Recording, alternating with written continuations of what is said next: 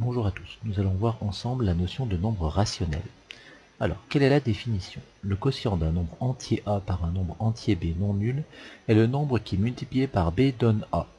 On le note A sur B ou bien A divisé par B. Alors, je vous rappelle que le quotient, c'est le résultat de la division. Si je mets une division très simple, 20 divisé par 4, 20 divisé par 4, pour obtenir ce résultat, si on lit bien la définition, on dit que c'est le nombre qui multiplié par 4 donne 20. Et effectivement, 4 fois 5, ça fait 20. Et bien le quotient de 20 par 4, c'est 5. Parce que 4 fois 5 égale 20. Donc c'est exactement ce que dit cette définition. Donc vous pouvez noter votre quotient soit 20 divisé par 4, ou vous pouvez le noter aussi 20 sur 4. Vous avez deux notations différentes, mais on obtient exactement la même valeur. On verra après quelle est l'utilité d'avoir deux notations différentes et à quel moment il vaut mieux utiliser l'une ou l'autre. Alors un peu de vocabulaire, on dit que A sur B est une fraction, le nombre du haut c'est le numérateur, le nombre du bas c'est le dénominateur, et quand un nombre s'écrit sous la forme d'une fraction, on appelle ceci un nombre rationnel. Voyons tout de suite en exemple ce que ça peut donner. Le quotient de 5 par 8 se note 5 sur 8. Donc 5 sur 8, c'est une fraction.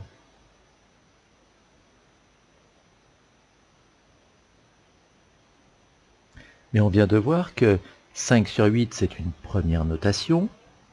Mais on peut aussi écrire 5 divisé par 8. C'est la même chose. Donc si je peux écrire 5 divisé par 8, 5 divisé par 8, je peux prendre la calculatrice ou poser l'opération, ça fait 0,625. Donc ça veut dire que si un nombre est noté sous cette forme, c'est un nombre rationnel. Un nombre qui est sous la forme d'une fraction, un nombre entier en haut, un nombre entier en bas, un nombre entier au numérateur, un nombre entier au dénominateur.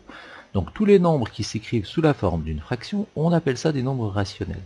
Mais en plus, comme 5 sur 8 c'est égal à 0,625 et que 0,625 c'est un nombre décimal, et bien notre nombre rationnel peut être aussi un nombre décimal. Donc un nombre peut être à la fois rationnel et décimal. Deuxième exemple, si nous avons 10 sur 2. 10 sur 2, c'est la même chose que 10 divisé par 2. Et 10 divisé par 2, c'est égal à 5. Donc 10 sur 2, c'est un nombre rationnel. Mais 10 sur 2, c'est égal à 5. Donc c'est aussi un nombre entier. Donc un nombre rationnel peut aussi être un nombre entier. Troisième exemple, 2 tiers. Si on effectue la division de 2 par 3, on obtient 0,666666 et on a des 6 à l'infini. La division ne se termine pas. Donc quand la division ne se termine pas, un nombre écrit comme celui-ci, effectivement il a une virgule, mais ce n'est pas un nombre décimal. Pour que le nombre soit décimal, il faut qu'il y ait un nombre limité de chiffres après la virgule. Donc ici, il est clair qu'il n'y a pas un nombre limité de chiffres après la virgule, il y a des 6 à l'infini. Donc ce nombre n'est pas un nombre décimal. Donc ça veut dire qu'il n'est ni décimal, il est bien entendu pas entier. Donc c'est un nombre qui est uniquement rationnel. Donc ça veut dire que vous avez dans les nombres rationnels des nombres qui sont uniquement rationnels, des nombres qui sont rationnels et entiers, des nombres qui sont rationnels et décimaux. Deuxième exemple, complétez les égalités suivantes par un nombre rationnel. Alors on cherche 3 fois quelque chose égale 5. Si je prends un exemple plus simple, si je cherche 2 fois quelque chose égale 10.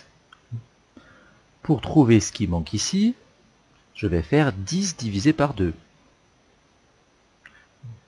Que je peux écrire comme ceci ou bien comme ceci, et c'est égal à 5. 2 fois 5 égale 10. Je fais pareil ici.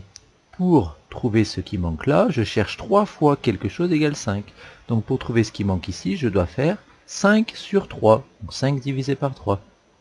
Et la division par exemple de 5 divisé par 3 ne se termine pas. Donc ici, si vous voulez chercher le nombre tel que 3 fois quelque chose égale 5, Si vous voulez la réponse exacte, vous êtes obligé de le mettre, ce nombre, sous la forme d'un nombre rationnel, sous la forme d'une fraction. Donc ici c'est la même chose, quelque chose fois 6 égale 14. Donc la valeur que je dois mettre là, c'est 14 sixièmes. 14 sixièmes, je pourrais aussi mettre 7 tiers. Ça fonctionne aussi, puisque 14 sixièmes est égal à 7 tiers. Et enfin, quelque chose fois 5 égale 2. Le nombre manquant, c'est 2 cinquièmes. Ici, il est écrit sous la forme d'un nombre rationnel. 2 divisé par 5, ça fait 0,4.